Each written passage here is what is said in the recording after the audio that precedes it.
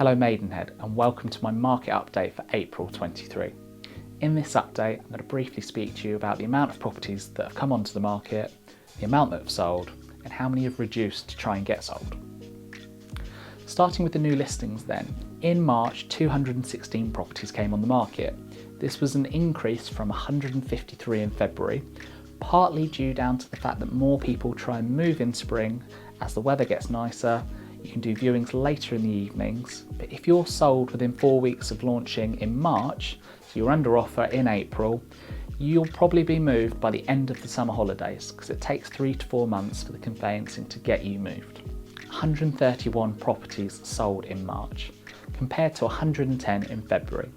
Now I think the increase was partly fueled by the 98 price reductions that were done in February.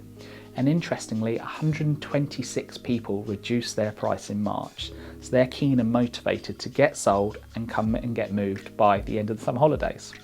It'll be interesting to see the amount of properties that have sold in April off of the back of that increased reductions. A few people have messaged me asking why there's such a difference between the 5-year fixed rates and the 2-year fixed rates with the banks. A lot of the banks at the moment are reducing their rates even though the Bank of England has increased from 4% up to 4.25.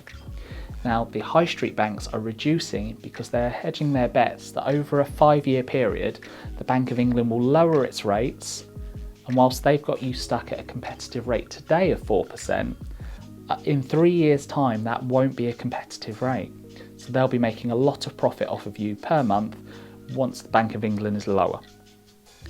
Versus the 2-year rate then, which today is quite high and sits anywhere from the high 4s to the low 6s.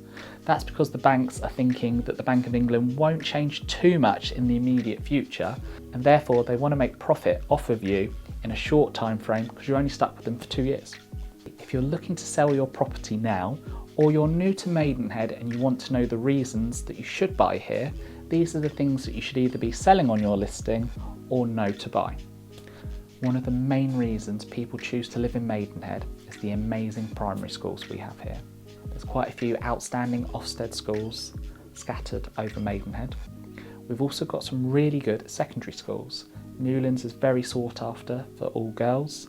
You've got First Platt Secondary for the unisex, and then you've got Hollyport College now, that even people in Hollyport are moving to get closer to it so they can get into that catchment.